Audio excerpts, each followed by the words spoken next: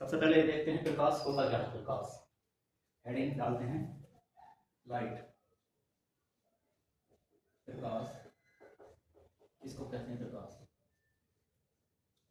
प्रकाश एक प्रकार की एनर्जी होती है। प्रकाश लाइट जो होता है एक प्रकार की एनर्जी होती है, क्योंकि इसका रूप चेंज कर देते हैं। जैसे विद्युत बल्ब से क्या करते हैं, विद्युत को बल्ब द्वारा विद्युत को प्रकाश से ऊर्जा प्रकाश में चेंज करते हैं। तो ये विद्युत ऊर्जा को बल्ब द्वारा कैसे किस ऊर्जा में चेंज किया जाता है? प्रकाश से ऊर्जा। ये एनर्जी का ही एक रूप है। यह है एक बाह्य कारक है। प्रकाश एक बाह्य कारक है। प्रकाश एक बाह्य कारक है जिसके कारण हम वस्तुओं को देख सकते हैं। प्रकाश एक बाह्य कारक है जिसके कारण हम वस्तुओं को देख सकते हैं। यह एक प्रकार की एक ऊर्जा का रूप है। यह एक प्रकार की ऊर्जा ही है, मतलब ऊर्जा का ही रूप है। और क्या पॉइंट लिखेंगे प्रकाश के बारे में? प्रकाश जो है प्रकाश विद्युत चुंबकीय तरंगे। प्रकाश विद्युत चुंबकीय तरंगों के रूप में गमन करता है। प्रकाश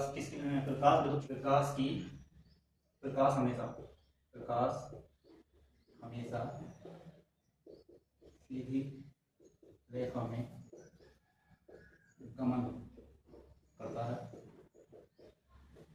और प्रकाश की तरंग पूछी जाए तो कैसी होती है? अनुप्रस्थ तरंग होती है प्रकाश की। इसके बाद अब एक पॉइंट और है, प्रकाश के अंदर दोहरा गुण पाया जाता है।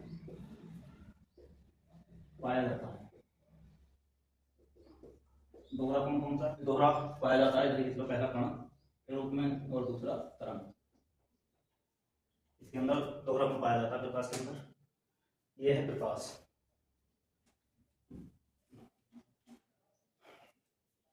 प्रकाश क्या है? लाइट जो प्रकाश एक बाह्य कारक है। प्रकाश एक बाह्य कारक है जो जिसकी सहायता से हम किसी वस्तु को देख सकते हैं। प्रकाश से हम किसी वस्तु को देख सकते हैं। यह एक प्रकार का ऊर्जा ही होती है। और प्रकाश विद्युत चुंबकीय तरंगे के रूप में गमन करता है। प्रकाश जो विद्युत चुंबकीय तरंगों के रूप में गमन करता है। और प्रकाश हमेशा सीधी रेखा में गमन करता है। प्रकाश के अंदर दो गुण पाए जाते हैं, एक कण दूसरा तरंग। ये था जो बोलते हैं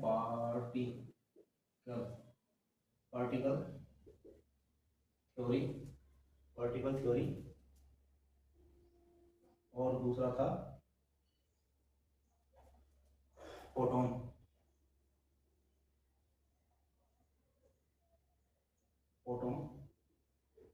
थ्योरी। तो ये थी आइंस्टीन, आइंस्टीन वैज्ञानिक थे।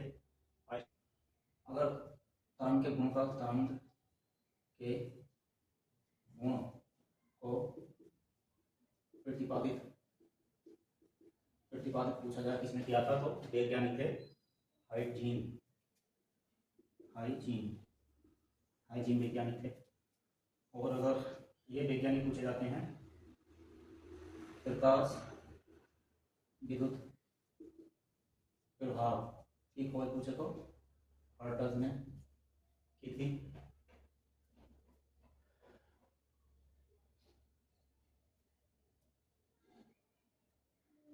एक है प्रकाश का व्यतिकरण।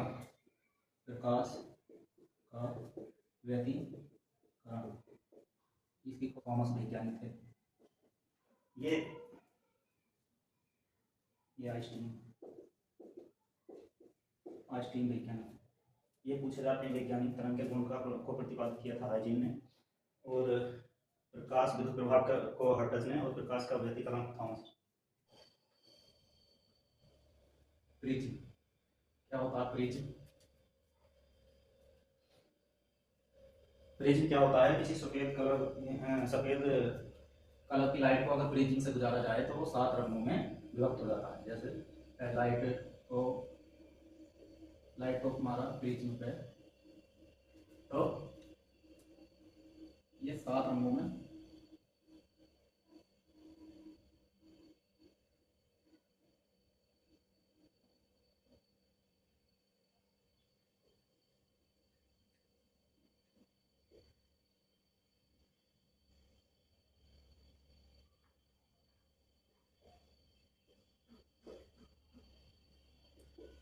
वी आई बी, ये G V I B, G Y बोल, वाई ओ आर, ये 7 कलर।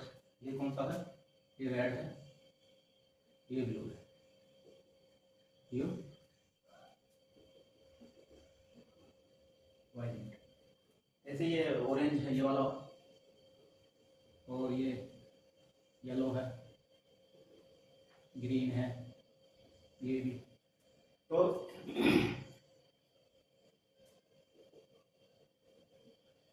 ये ज़्यादा होती है, और आवृत्ति इसकी कम होती है, फ्रीक्वेंसी कम होती है। इसी प्रकार इसमें अगर संवेग पूछें तो कम होती है, और आवृत्ति इसकी अधिक होती है। बस ये प्रश्न पूछा जाता है, और कुछ नहीं। सबसे ऊपर रेड और नीचे वाला दोनों से पूछा जाता है। मीडियम का कलर ग्रीन है, ग्रीन और ग्रीन कलर है, बीच में ग्रीन। ये ब्रिज का हुआ। प्रकाश में लिख सकते हैं, प्रकाश में 7 कलर होते हैं। प्रकाश में कितने कलर होते हैं? 7। ब्रिजिंग से गुजार एक प्रश्न आता है, प्रकाश की चाल। प्रकाश की चाल कितनी होती है? चाल होती है 3×10⁸ मीटर प्रति सेकेंड। रोमन वैज्ञानिक थे, उन्होंने बताया था कि प्रकाश की चाल कितनी है? 3×10⁸। अब एक पॉइंट और लिखो, सूर्य की किरण पृथ्वी पर 8 मिनट 20 सेकेंड में विकिरण द्वारा आती है। विकिरण द्वारा आता है, या किरण आती है, प्रकाश आता है। प्रकाश का वेग पानी में पूछा जाएगा, कांच में पूछा जाता है, और क्या है? तारपीन के तारपीन का तेल। इसमें प्रकाश की चाल होती है 2.28 × 10⁸ मीटर प्रति सेकेंड, और कांच में होती है 2×10⁸ मीटर प्रति सेकेंड, और उसके बाद तारपीन के तेल में होती है 2.04 × 10⁸ मीटर प्रति सेकेंड। ये तीनों व्याकरण याद होनी चाहिए, तीनों में से कोई भी पूछ सकता है। तो निर्वात में चाल होती है प्रकाश की 3×10⁻⁸ मीटर सेकेंड, और पानी में होती है 2.25 × 10⁸ मीटर प्रति सेकेंड, 5 में 2×10⁸ मीटर प्रति सेकेंड। तारपीन के तेल में होती है तो 2.04 × 10⁸ मीटर प्रति सेकेंड। ये प्रकाश की चाल है, इसको याद करना है। तो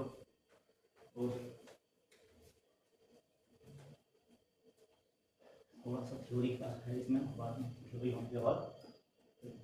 अब एक पॉइंट होता है प्रदीप्ति वस्तु पहला, और दूसरा होता है प्रदीप्त वस्तु। ये क्या होती हैं? ये प्रदीप्त वस्तुएं होती हैं जो स्वयं के प्रकाश से चमकती हैं, दिखती हैं। जैसे सूर्य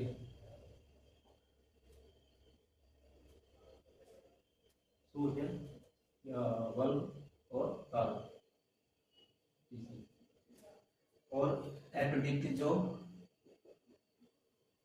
दूसरे के प्रकाश से, जो दूसरे के प्रकाश से चमकते हैं। जैसे चंद्रमा है, चंद्रमा का अपना कोई प्रकाश नहीं होता। पृथ्वी और मेज, कुर्सी, ये सब क्या है? एप्रिटिक। ये दो है। और एप्रिटिक जो उसका खुद का प्रकाश नहीं है, दूसरे के प्रकाश से चमकते हैं, तो एप्रिटिक वस्तुएं होती हैं। जैसे चंद्रमा, पृथ्वी, ये हो गया। उसके बाद आप पढ़ते हैं प्रकाश का परावर्तन। प्रकाश का परावर्तन,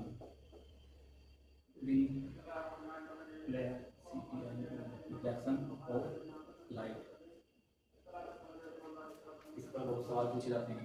प्रकाश का परावर्तन और प्रकाश का अपवर्तन, दोनों पे सवाल पूछे जाते हैं। तो प्रकाश का परावर्तन क्या होता है? जैसे ये कोई सतह है,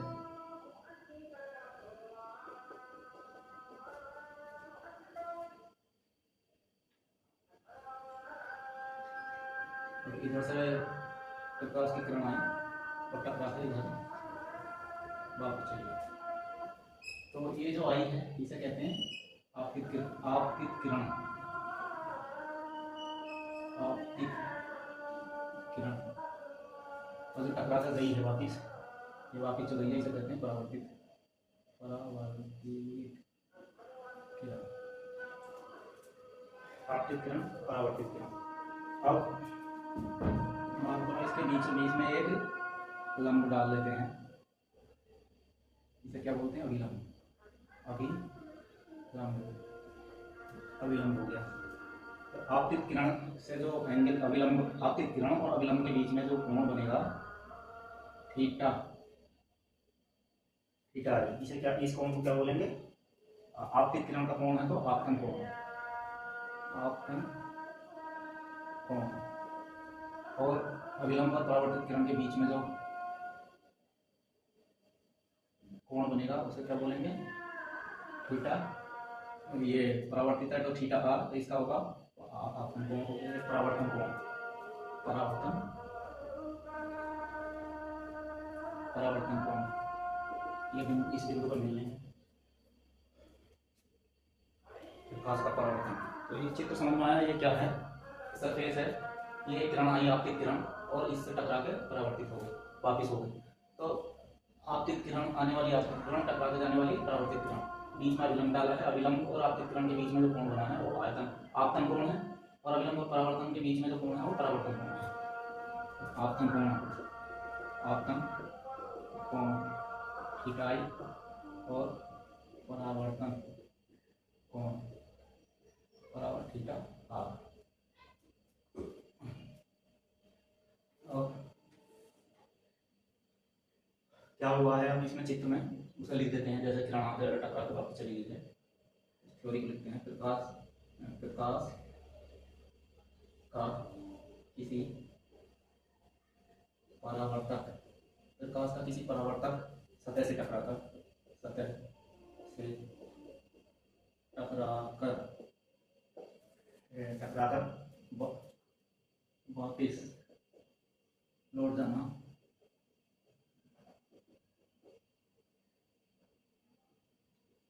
परावर्तन कहलाता है।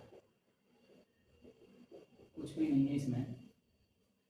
प्रकाश किसी परावर्तक सतह से टकराकर और वापस चला जाए तो उसे क्या कहते हैं? प्रकाश का परावर्तन में जब किरण आई, टकराकर और वापस चली गई, तो क्या क्या परिवर्तन हुए इस किरण में? इसका आयाम, इसकी फ्रीक्वेंसी। परावर्तन के बाद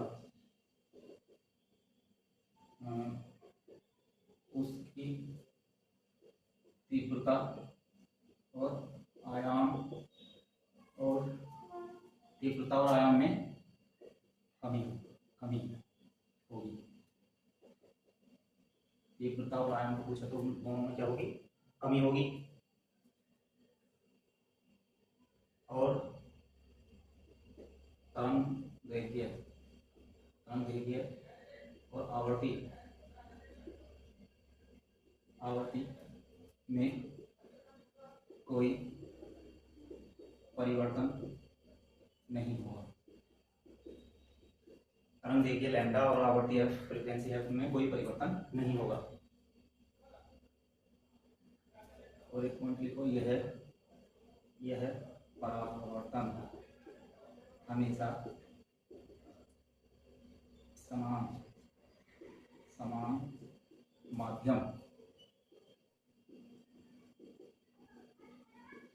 माध्यम में ये भी और ये भी उसी माध्यम में वापस लौट गई। तो ये पॉइंट है प्रकाश के परावर्तन में। क्या है? प्रकाश का परावर्तन सतह से टकराकर वापस लौट जाना प्रकाश का परावर्तन कहलाता है। तो और क्या है? प्रकाश के बाद प्रकाश की किरण जब परावर्तक से टकराती है, सतह से टकराती है, तो उसका आयाम में और तीव्रता में कमी आएगी, लेकिन तरंगदैर्घ्य और आवृत्ति में कोई परिवर्तन नहीं होगा। एक परावर्तन हमेशा समान माध्यम में होता है। ये माध्यम समान है, इसी माध्यम से आई थी और इसी माध्यम में वापस होगी। इसके बाद एक दो पॉइंट हैं इसके।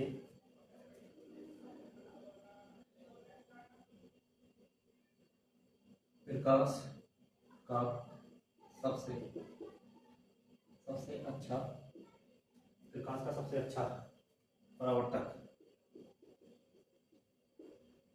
धातु पूछी जाती है। प्रकाश का सबसे अच्छा परावर्तक कौन सा है? तो चांदी या सिल्वर। तब इस शीशे पर चांदी की कोटिंग लगाई जाती है, सिल्वर। अब इसके बारे में कुछ लिखो, हमको एंगल के बारे में दो पॉइंट हैं।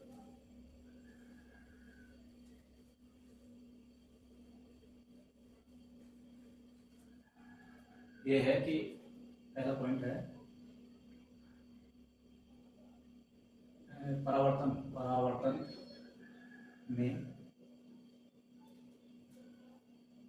थीटा आई बराबर होता है थीटा आर के, हमेशा। पहला तो यही है, थीटा आई बराबर होगा थीटा आर के। और क्या है? पहला। दूसरा, आपतित किरण, ये वाली आपतित किरण और परावर्तित किरण और अभिलंब तीनों एक ही माध्यम में होंगे। ये क्या है? आपतित किरण, परावर्तित किरण और अभिलंब तीनों क्या होंगे? एक ही माध्यम में होंगे। ये दूसरा नियम था।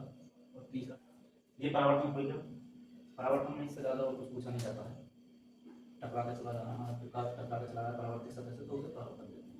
अब आगे बढ़ते हैं।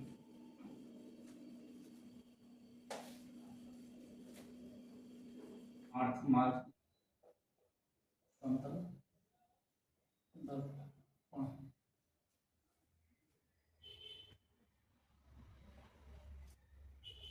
दर्पण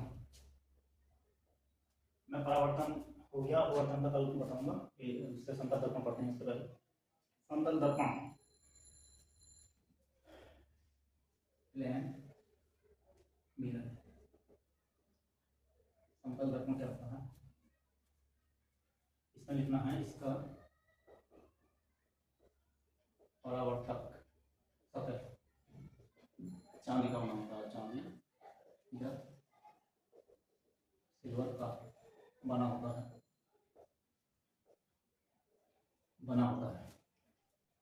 समतल दर्पण की वक्रता त्रिज्या अनंत होती है। समतल दर्पण की वक्रता त्रिज्या अनंत होती है। जैसे ये कोई समतल दर्पण बनाते हैं, इधर क्या है? सिल्वर की कोटिंग। जैसे ये ए बी कोई वस्तु है। तो जैसे यहाँ से एक प्रकाश की किरण इस पर पड़ेगी, ये पड़ेगी इधर को, तो क्या होगा? ये परावर्तित इससे टकरा कर वापिस हो जाती है। अब एक किरण ऐसे आई, ये आई, फिर ये कैसे इधर टकरा कर ये हो जाएगी वापिस, ये होगी, ये इधर को वापिस होगी। और ये जो है ये थोड़ा बड़ा करना पड़ेगा डी,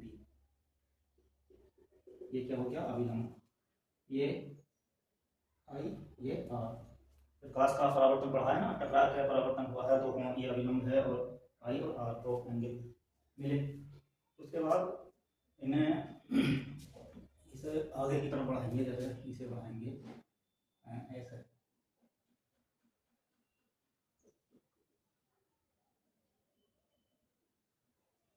ये यहाँ तक आएगी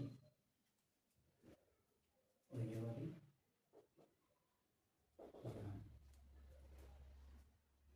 तो वस्तु जो है वहाँ दिखाई देगी, ये इधर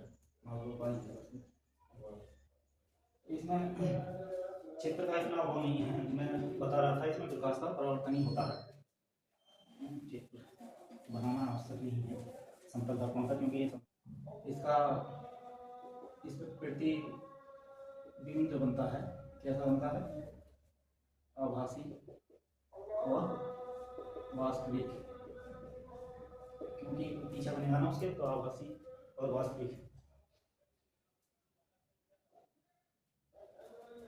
और इमेज जो बनेगी वास्तविक दूरी पर बनती है, वास्तविक दूरी पर बनती है। तो इसमें सीधा वास्तविक और आभासी ये प्रतिबिंब बनता है, और वस्तु की दूरी के बराबर और आकार के भी बराबर बनता है, आकार के बराबर। ये इसमें पॉइंट है समतल दर्पण में।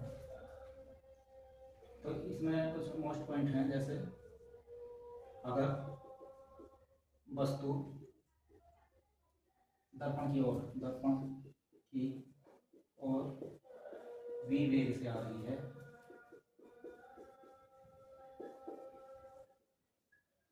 तो इमेज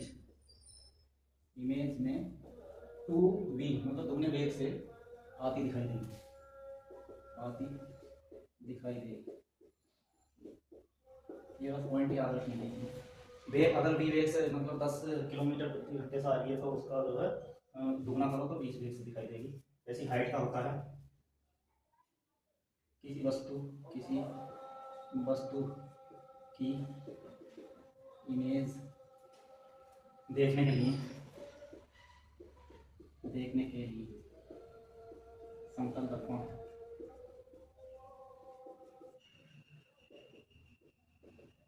की ऊंचाई, वस्तु की ऊंचाई की आधी होनी चाहिए,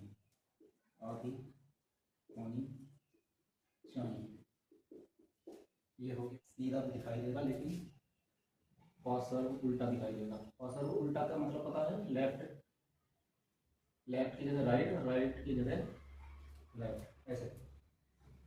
उसके बाद अगला पॉइंट है कि अगर दो समतल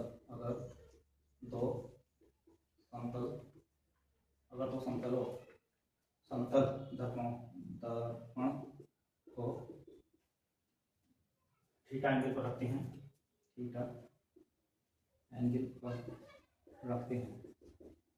यदि तो उसमें बनने वाली इमेज की संख्या विषम है। अगर दो समतल है, नंबर ऑफ इमेज बराबर 360 बटे थीटा, अगर विषम है तो, और सम है तो 360 बटे थीटा -1 अगर सम है। ये जैसे इसका परावर्तक सतह चांदी का बना होता है, सिल्वर का। समतल दर्पण की वक्रता त्रिज्या अनंत होती है, ये बात याद रखनी है। समतल दर्पण की वक्रता त्रिज्या अनंत होती है, और प्रतिबिंब कैसा बनता है, आभासी बनता है, वास्तविक और सीधा, और आकार के बराबर और पार्श्व उल्टा, मतलब लेफ्ट की जगह राइट, राइट की जगह लेफ्ट दिखेगा। इमेज वास्तविक दूरी पर बनती है, जितनी दूरी वास्तविक दूरी दिखाती है इमेज। अगर वस्तु दर्पण की ओर v वेग से आ रही है तो इमेज में 2v आती दिखाई देगी, मतलब दुगने वेग से। अगर समतल दर्पण में आप v वेग से जा रहे हो तो उसमें जो इमेज दिखेगी वो 2v वेग से दुगने वेग से दिखेगी। किसी वस्तु की इमेज देखने के लिए समतल दर्पण की ऊंचाई, वस्तु की ऊंचाई की कितनी होनी चाहिए? आधी होनी चाहिए।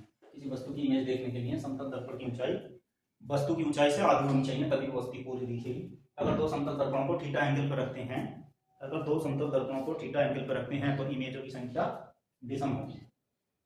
इमेज कैसे निकालेंगे? 360 बटे थीटा, मतलब एंगल इधर आ जाएगा, और विषम है तो 360 बटे थीटा और सम है तो 360 बटे थीटा माइनस 1, ये होता है। और इसमें और क्या है, यदि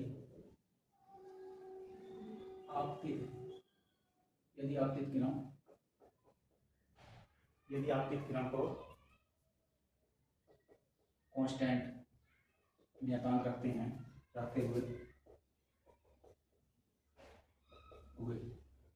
समतल दर्पण को थीटा एंगल पर घुमाते हैं, थीटा एंगल पर घुमाते हैं तो उसके परावर्तित किरण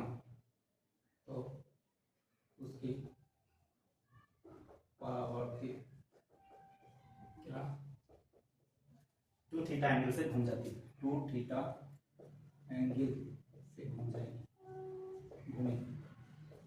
मतलब यदि आप इस किरण को कांस्टेंट रखते हुए समतल दर्पण को थीटा एंगल पर घुमाते हैं तो उसकी जो परावर्तित किरण है वो टू थीटा पर घूम जाएगी, मतलब दुगना कोण पर घूम जाएगी। और थीटा पर दर्पण घुमाया है तो टू थीटा पर उसकी परावर्तित पेरिस्कोप इसे कहते हैं PERISCOP। पेरिस्कोप में दो मिरर 45 डिग्री के कोण पर लगे होते हैं,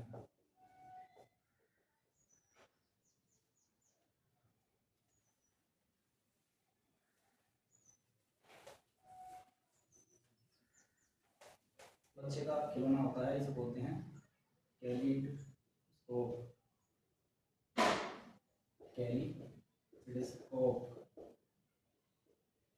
बच्चे के खिलौने में 3 प्लेन मिरर में 3 समतल दर्पणों के बीच 60 डिग्री का एंगल होता है। ये सब पॉइंट आए हुए हैं कहीं ना कहीं। और समतल दर्पण का अगर यूज पूछें तो समतल प्लेन मिरर का यूज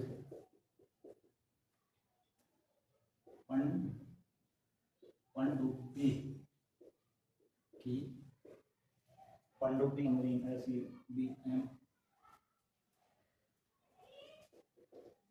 का पता लगाने या स्थिति पता करने में इसका यूज करते हैं। यदि आप इस किरण को कांस्टेंट रखते हैं तो समतल दर्पण थीटा एंगल पर घुमाते हैं तो उसकी परावर्तित किरण टू थीटा पर घूम जाएगी। एक पेरिस्कोप होता है, पेरिस्कोप में दो मिरर जो होते हैं उनके बीच का कोण कितना होता है? 45 डिग्री। बच्चे का खिलौना कैलिडोस्कोप में 3 समतलों के दर्पण के बीच 60 डिग्री का कोण होता है। और प्लेन मिरर का यूज पनडुब्बी में सबमरीन का पता लगाने के लिए किया जाता है। इसका यूज समतल दर्पण के यही पॉइंट हैं। समतल दर्पण के थोड़े पॉइंट पढ़ने पड़ते हैं, याद रखना ही।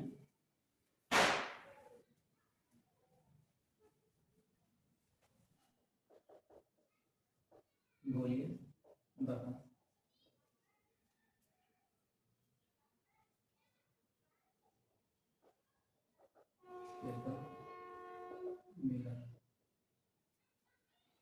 जैसे गोलीय दर्पण क्या होता है? जैसे कोई गोला है, ये इसका केंद्र है, तो इधर की साइड तो ये वाला और इधर की साइड अंदर वाला, ये यूज होता है। इसका केंद्र है, ये इसे ऐसे काट दिया जाता है तो इसका दो बन जाते हैं, एक उत्तल एक अवतल दर्पण, गोलीय दर्पण से। तो इसे कैसे बनाएंगे? ये जैसे एक तो ये वाला हो गया और ये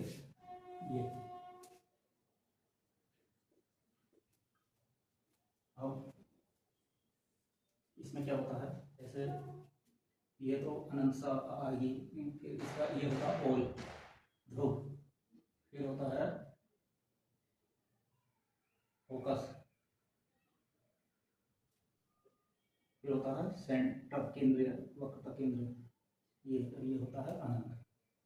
ऐसे इसी प्रकार इसका पोल तो ये होगा, इसकी फोकस होगी इधर। तो पहले तो इनको देख लो, फिर हम कैसे कैसे परावर्तित होती है। जैसे इस पर ये कौन सा है, उत्तल, कॉन्वेक्स, उत्तल, उत्तल दर्पण। और ये वाला अवतल दर्पण। अवतल दर्पण क्या कहते हैं, कॉनकेव मेजर, कॉनकेव मिरर, अपसारी दर्पण। इसका क्या है, अभिसारी।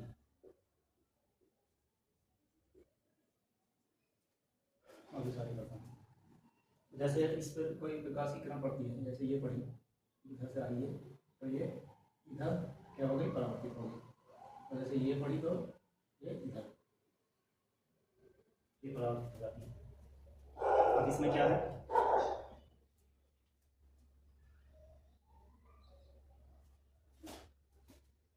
इसमें ये किरण जो आई है, ये हमेशा कहाँ से, ये फोकस पॉइंट ना है, फोकस पर इससे परावर्तित होती है इधर की तरफ। यही मोस्ट होता है। इस पर तो दो ही पॉइंट हैं, बोई वाला वो ज़्यादा पूछा जाता है। फिर जब इधर से आएगी तो ये फिर फोकस पॉइंट पे ऐसे चली जाएगी। मतलब क्या है, अभी चित्र आगे बनाता रहूँगा मैं, इस बार समझाया था। ये उत्तल दर्पण, ये अवतल दर्पण, अभिसारी और अपसारी।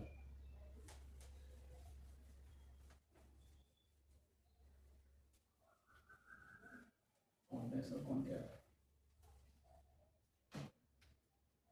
जैसे इसमें एक पॉइंट होता है कि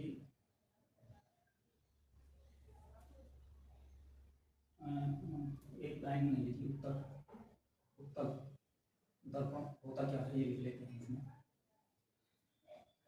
जिसका परावर्तक सतह, जिसकी परावर्तक सतह वक्रता केंद्र के विपरीत होती है। विपरीत थी ना, अभी बनाया था, ये बनाया था ना, तो इधर थी, यहाँ से यहाँ किरण चलेगी, इसकी वक्रता को ये था। और इसी प्रकार उत्तल, अवतल, अवतल दर्पण क्या है, जिसका परावर्तक सतह वक्रता केंद्र, जिसकी परावर्तक सतह वक्रता केंद्र की तरफ होती है। ये की पहचान है दोनों की। और इसमें कुछ पहला है वक्रता त्रिज्या, दूसरा है वक्रता केंद्र, और एक है पोल, तीसरा है ध्रुव।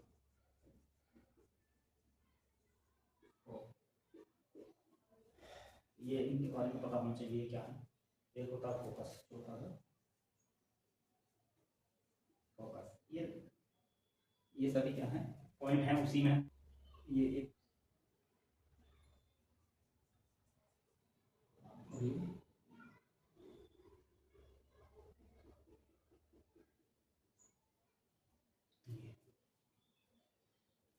ये तो होता है ध्रुव।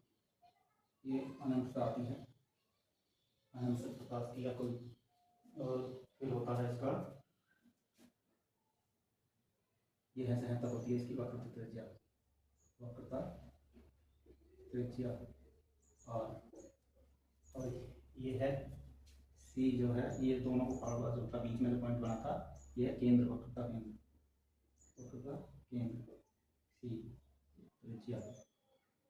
और क्या होता है, फोकस एफ, ये है फोकस, ये है फोकस, फोकस ये इसका हो गया।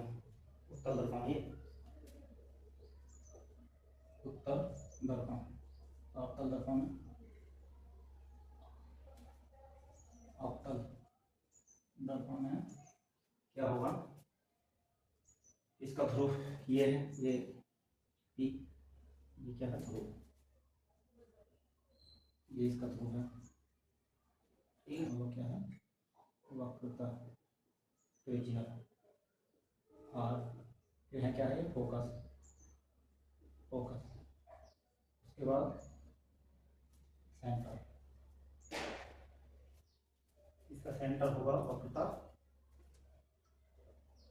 वक्रता केंद्र। ये अब तक में वक्रता केंद्र हो गया, फोकस ये हुआ है, और वक्रता त्रिज्या यहाँ से यहाँ तक, और ये भी ध्रुव। ये लिखो दर्पण जिस गोले का भाग है, जिस गोले का भाग है, दर्पण जिस गोले का भाग है उसकी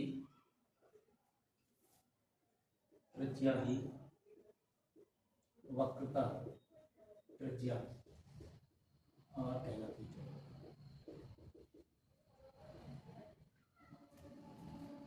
मतलब ये पूरा गोला था, ये पूरा गोला था, इसे बीच में से काटा था, इसका केंद्र ये था।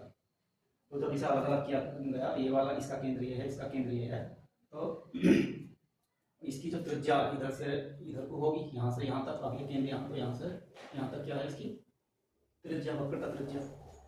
तो इसकी वक्रता त्रिज्या ये है, यहाँ से पोल से लेकर सेंटर तक इधर तक। तो यही लिखा है, दर्पण जिस गोले का भाग है उसकी त्रिज्या ही क्या कहलाती है। इस गोले की त्रिज्या आधी ये थी, तो यहाँ से यहाँ तक इसकी त्रिज्या अवतल दर्पण की, और उत्तल दर्पण की यहाँ से यहाँ तक इसकी त्रिज्या हो गई। अब वक्रता दर्पण जिस गोले का भाग है, जिस गोले का भाग है, दर्पण जिस गोले का भाग है उसका केंद्र ये वक्रता केंद्र कहलाता है, सी कहलाता है। ये गोला था, इसका ये वक्रता केंद्र था। अब ये दो भागों में बटा है, जैसे कट के ये अलग अलग हो गया, तो इसका केंद्र ये पहुंचा, और ये तो दोनों का वक्रता केंद्र, जो गोले का वक्रता केंद्र है वही इनका दर्पणों का वक्रता केंद्र होगा। अब मध्य बिंदु ये वाला पोल दर्पण के मध्य बिंदु को ध्रुव कहते हैं। दोनों उसका ही मध्य बिंदु को ध्रुव कहते हैं। इसके मुख्य एक होता है, एक फोकस रह गया, फोकस लिखते हैं, चलो। चौथा है फोकस। फोकस क्या होता है, फोकस क्या होता है, मुख्य अक्ष के समांतर। पहले ये पता होना चाहिए मुख्य अक्ष क्या होता है। चौथा लिखो मुख्य अक्ष, जिसे कहते हैं प्रिंसिपल एक्सिस, तथा केंद्र त्रिज्या को मिलाने वाली, ये ध्रुव है, ये वक्रता त्रिज्या। इन दोनों को मिलाने वाली जो वक्रता त्रिज्या है, ये इसे क्या कहते हैं, इसे मुख्य अक्ष कहते हैं। तो इसे लिख सकते हैं ध्रुव तथा केंद्र त्रिज्या। ये वक्रता त्रिज्या, ध्रुव तथा वक्रता त्रिज्या को मिलाने वाली अक्ष,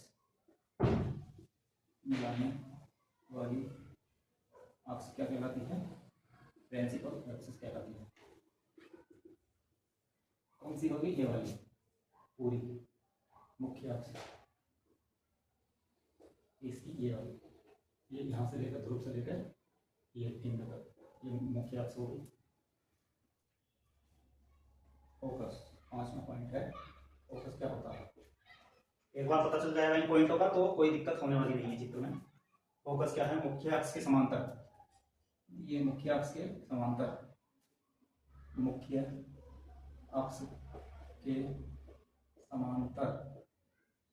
अक्ष के समांतर आने वाली किरण परावर्तित होकर मुख्य अक्ष के समांतर, मुख्य अक्ष पर जिस बिंदु पर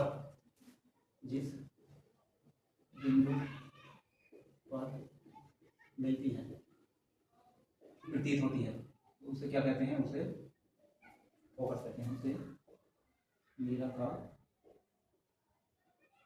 फोकस कहते हैं। फोकस क्या है? अभी मैंने किरण दिखाया ना दूसरे चित्र में, जैसे ये है वक्रता, ये मुख्य अक्ष के समांतर, ये मुख्य अक्ष के समांतर मान लो ऐसे कोई प्रकाश की किरण गई और परावर्तित होकर वापिस चल जाएगी। इस बिंदु पर जो मिली है, ये क्या है? फोकस है। ये वाला, यही परिभाषा में लिखा हुआ है कि इसके मुख्य अक्ष के समांतर जो किरण आएगी, जो परावर्तित होकर जिस बिंदु पर जाएगी वापिस, उसको क्या कहेंगे? फोकस बिंदु कहते हैं। ये लिखा था। तो अब इन्हें थोड़ा और समझ लेते हैं।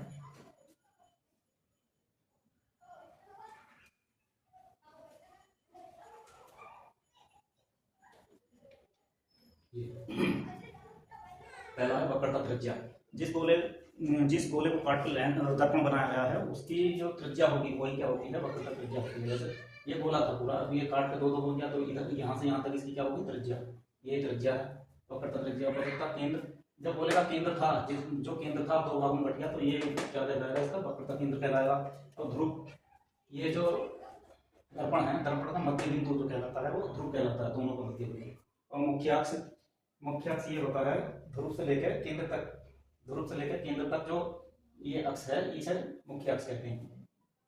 ये वक्रता केंद्र से लेकर ध्रुव तक जो अक्ष है, फिर क्या कहते हैं? मुख्य अक्ष कहते हैं। ये हो गए। उसके बाद है फोकस। ये मुख्य अक्ष के समांतर। फोकस का कैसे बताया है? जैसे ये है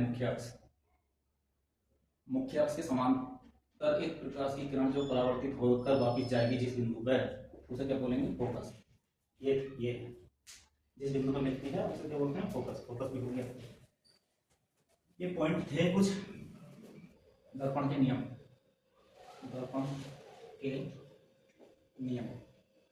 क्या क्या नियम होते हैं दर्पण के, वो लिख लेते हैं।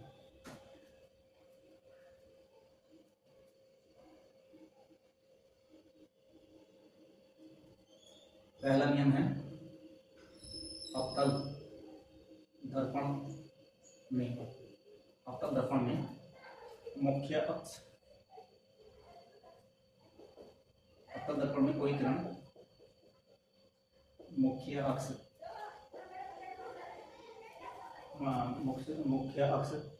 के समांतर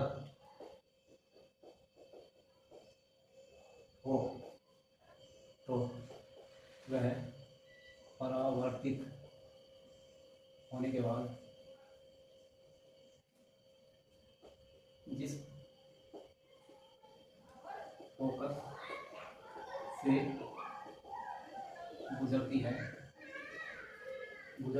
तथा ये तो अवतल दर्पण का हो गया तथा उत्तल दर्पण में फोकस से गुजरती हुई प्रतीत होती है। ये पॉइंट क्या है? अवतल दर्पण में, जैसे अवतल दर्पण अभी बनाया था मैंने, ये वाला, ये इसका पोल है, ये फोकस है, ये सेंटर है, ये पोल है। ये मुख्य अक्ष के समांतर कोई किरण आई, लिख दिया है अवतल दर्पण में कोई किरण मुख्य अक्ष के समांतर हो और परावर्तित होकर जिस फोकस पर जाएगी, ऐसा परावर्तित होकर इस फोकस पॉइंट पर फोकस से गुजरती है। ये पहला नियम था अवतल का। तो उत्तल का क्या होता है? उत्तल का होता है ये वाला, सब कोई होते हैं इसमें।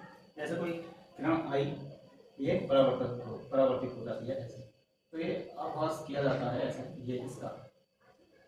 तो फिर एक ऐसे इधर फोकस बिंदु पर गुजरती हुई प्रतीत होगी, ये आभास करेंगे इसका, ये जाती नहीं है, इधर बढ़ाएंगे तो इसका आभास होगा। फोकस पर गुजरती हुई क्या होगी? प्रतीत होगी। ये इसमें उत्तल में और अवतल में तो फोकस से ही जा रही है। ये वाला पॉइंट ये था। और दूसरा पॉइंट क्या है? दर्पण के नियम है ये। एक एक अवतल दर्पण, एक अवतल दर्पण से, एक अवतल दर्पण के फोकस से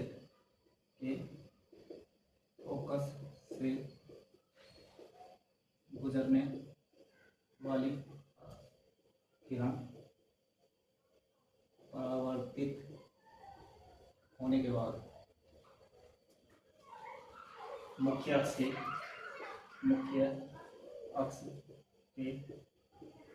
समांतर हो जाती है। ये जो बात हुई, दूसरा पॉइंट जो है, एक अवतल दर्पण के फोकस से गुजरने वाली किरण परावर्तन के बाद मुख्य अक्ष के समांतर हो जाती है। जैसे ये था, ये है इसकी मुख्य अक्ष, यहाँ से किरण आई और ये फोकस पर हो गई। उसके बाद ये वस्तु थी ए बी, दूसरी किरण ये गई फोकस से जाएगी ये जो परावर्तन होगा ये इसके इस वाली के समांतर होगा। यही कहना है कि अवतल दर्पण के फोकस से गुजरने वाली परावर्तित किरण, फोकस से गुजरी है परावर्तित किरण, क्या होगी, मुख्य अक्ष के समांतर होगी। ये समांतर है होती है, ये इसका नियम है।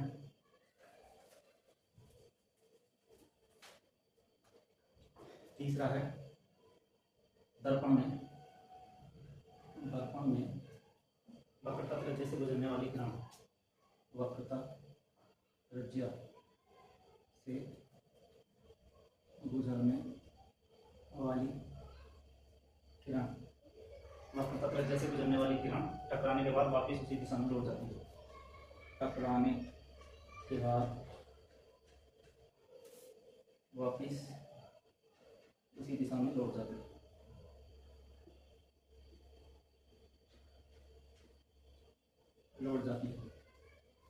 दर्पण में वक्रता त्रिज्या से गुजरने वाली किरण टकराने के बाद वापस उसी दिशा में लौट जाती है। ये चित्र में दिखाया था मैंने, बार बार चित्र नहीं बनाऊंगा। जैसे ये है, ये अवतल दर्पण है, इसका क्या है, ये है मुख्य अक्ष सी एल टी ए। तो ये क्या कह गया है, ये इस पॉइंट में दर्पण में वक्रता त्रिज्या से होकर गुजरने वाली, वक्रता त्रिज्या ये है ना, वक्रता त्रिज्या और यहाँ से आता है। अगर ये किरण यहाँ से वक्रता त्रिज्या से गुजरी तो जैसे इधर गई तो ये वापिस इसी दिशा में हो जाएगी, ऐसे ही वापिस हो जाएगी। ये नियम है, दर्पण में वक्रता त्रिज्या से गुजरने वाली किरण टकराने के बाद वापिस उसी दिशा में लौट जाएगी। मतलब यहाँ से आएगी वक्रता त्रिज्या में, टकराने के बाद उसी दिशा में चली जाएगी। ये है तीसरा नियम।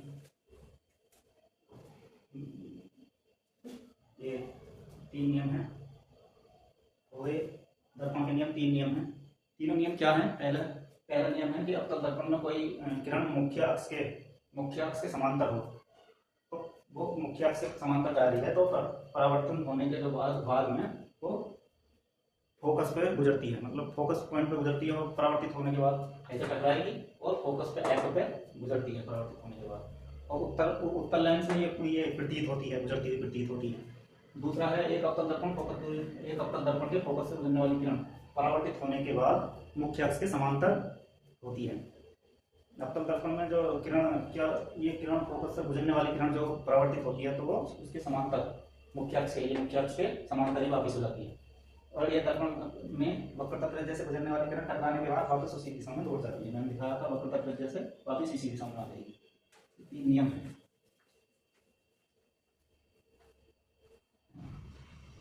अवतल दर्पण के द्वारा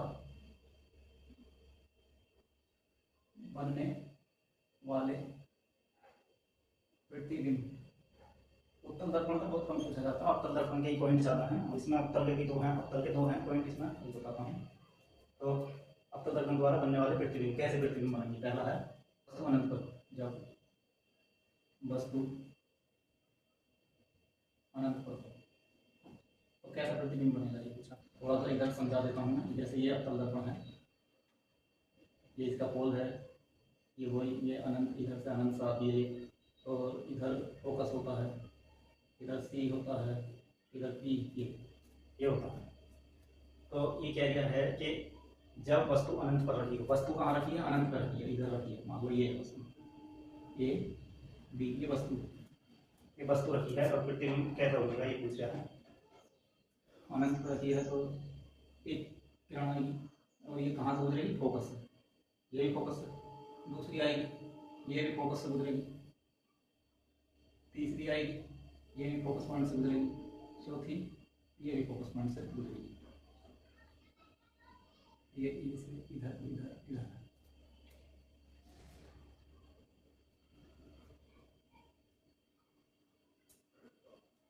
तो वस्तु कैसी दिखाई देगी,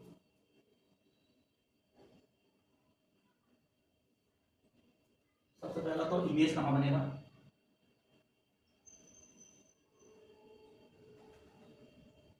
इमेज फोकस पर बनेगा, फोकस पॉइंट पर। वस्तु का जो इमेज बनेगा कहाँ बनेगा, फोकस पॉइंट पर, क्योंकि टकराने के बाद सभी कहाँ फोकस पॉइंट से आ रही है।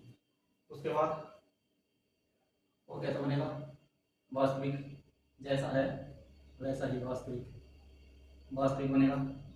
और ये बड़ा है और इस फोकस पर छोटा, बहुत अत्यंत छोटा दिखाई देगा, अत्यंत छोटा बनेगा। और कैसा बनेगा,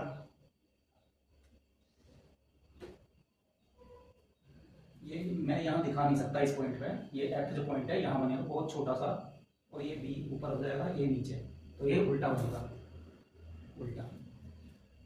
तो कैसा इमेज बनेगा, और जब वस्तु अनंत पर रखी हो अवतल दर्पण में बढ़ने वाले प्रतिबिंब, अवतल दर्पण में प्रतिबिंब कैसा बनेगा जब वस्तु अनंत पर रखी हो, ऐसा पूछा जाएगा। तो अनंत, ये अनंत से आने वाली रे है, क्या अनंत से आ रही है ये, लेकिन ये एक ही पॉइंट पे क्या हो रही है, परावर्तित होकर एक ही पॉइंट पे फोकस पे मिल लेंगी। तो यहाँ पे बहुत छोटा वस्तु का प्रतिबिंब मिलेगा, वो भी कैसा, उल्टा, क्योंकि ऐसा आने के बाद परावर्तित हो रही है, ये ऐसे घूम रही है, परावर्तित हो रही है। तो कैसा मिलेगा, वास्तविक मिलेगा, जैसा है वैसा ही, लेकिन अत्यंत छोटा और उल्टा मिलेगा। ये है पहला पॉइंट। दूसरा क्या है,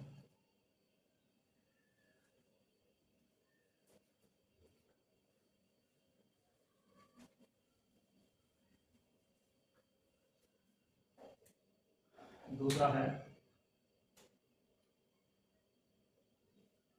जब वस्तु अनंत और वक्रता केंद्र के बीच रखी, तो प्रतिबिंब कैसा बनेगा, पूछा जाता है, हर एग्जाम में सवाल पूछे जाते हैं। दर्पण, अवतल दर्पण, ये इसकी मुख्य अक्ष है, ये ध्रुव पी है, और ये क्या है, ये फोकस है, ये सेंटर सी। कहाँ रखी है, जब वस्तु अनंत कहाँ है, ज़्यादा बड़ा मत किया, एफ इधर कर दो, एफ और ये सी, सेंटर इधर। और वक्रता केंद्र, ये है वक्रता केंद्र, और अनंत ये है, इसके बीच में वस्तु रखी है, वस्तु है ए और बी। क्या है, जब वस्तु अनंत और वक्रता केंद्र के बीच रखी हो, ये वक्रता केंद्र है, वक्रता केंद्र, और ये अनंत, दोनों के बीच में वस्तु रखी है।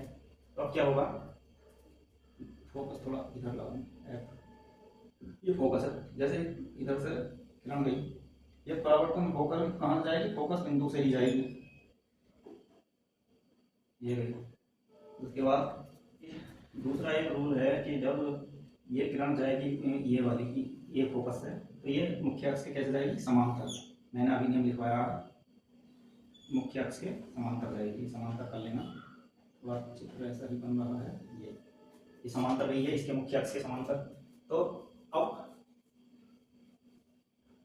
वस्तु का प्रतिबिंब कहाँ बनेगा, वस्तु का प्रतिबिंब इस पॉइंट पे बनेगा जहाँ ये मिला है, ये अब वस्तु का प्रतिबिंब इधर बनेगा। तो कैसा बनेगा, उल्टा बी ए। तो इसमें लिख सकते वक्रता त्रिज्या और फोकस के बीच, वक्रता त्रिज्या और फोकस के बीच प्रतिबिंब बनेगा।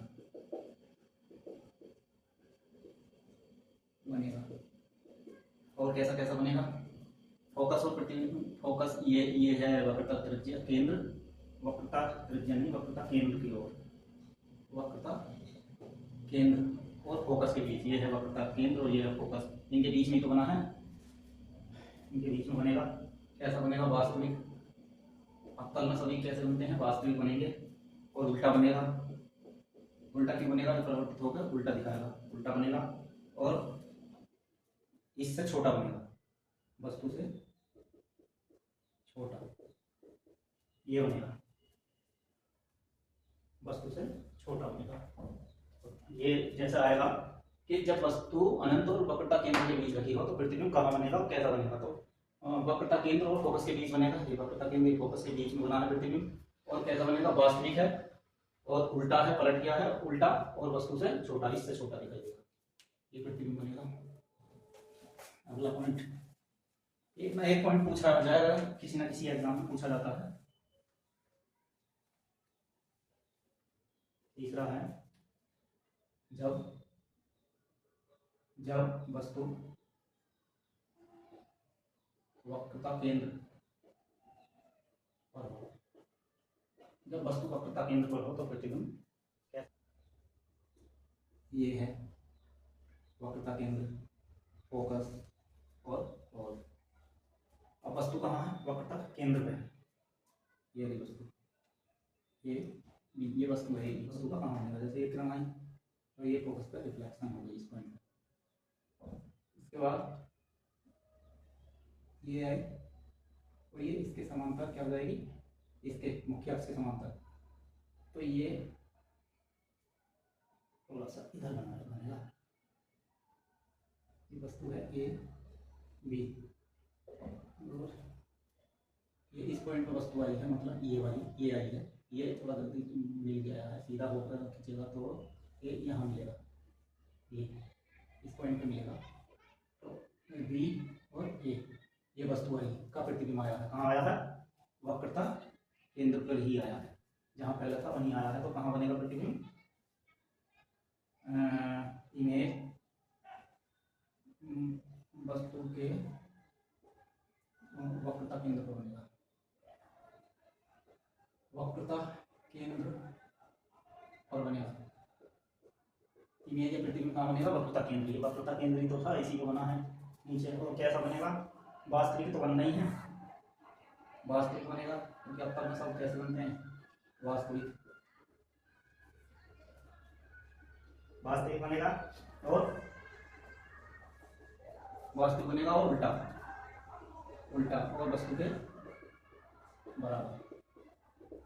बराबर ही बनेगा, जितना ऊपर था नहीं बनेगा, ये हो गया, वक्रता केंद्र पर बनेगा। और वस्तु जब वस्तु वक्रता केंद्र पर रखी होगा तो कैसा बनेगा, प्रतिबिंब कहाँ बनेगा, वक्रता केंद्र पे बनेगा, वास्तविक बनेगा, उल्टा बनेगा, वस्तु के बराबर ही बनेगा, ये पॉइंट था।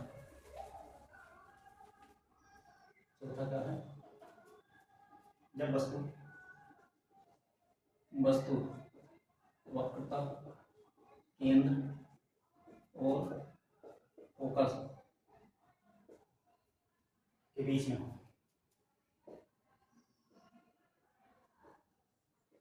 वस्तु आपका कहाँ है, ये है दर्पण, ये है फोकस, ये है वक्रता केंद्र, आपकी वस्तु कहाँ है, ये रखी वस्तु ए और बी, तो थोड़ी बड़ी कर लो, ए और बी, ये वस्तु है, जब वस्तु केंद्र और फोकस के बीच में, ये वक्रता केंद्र है, ये फोकस के बीच में वस्तु रख दी, अब क्या होगा,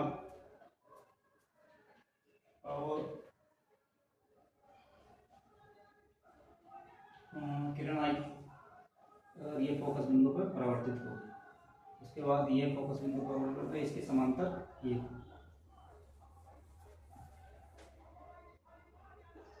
इसके समांतर ये होगा, तो कहाँ बनेगा, ये जो कटा है ये थोड़ा इधर को कटेगा, ये बन नहीं पा रहा सीधा सीधा, ये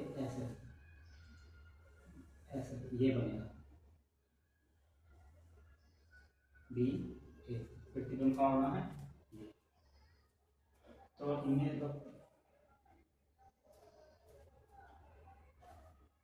सी इधर कर दो, ये क्या है, अनंत और वक्रता केंद्र के बीच में होगा, प्रतिबिंब जो है अनंत और उल्टा केंद्र के बीच, केंद्र के बीच बनेगा। कैसा बनेगा? वही वास्तविक उल्टा, वास्तविक उल्टा और बड़ा, वस्तु से कैसा बनेगा? बड़ा। जैसे जैसे इधर को जाएगी वस्तु उधर बड़ा बनता चला जाएगा। ये हो गया। अगला पॉइंट है, 5वां पॉइंट है, जब वस्तु फोकस पर हो, जब वस्तु फोकस पर हो, तो फोकस पे और बड़ा हो जाएगा उससे। मैं अब इसमें इमेज कैसी बनेगी? अनंत पर बनेगी, क्योंकि और अभी बना के दिखाए हैं मैंने, ऐसी इधर को आती चली जाएगी, अनंत पर बनेगी।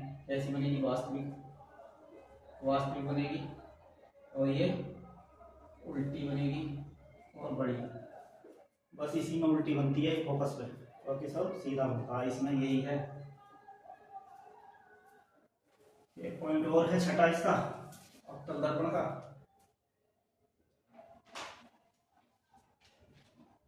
छठा क्या है? जब वस्तु फोकस और पोल के बीच में रखी है, जब वस्तु एफ और पी ध्रुव के बीच में रखी है,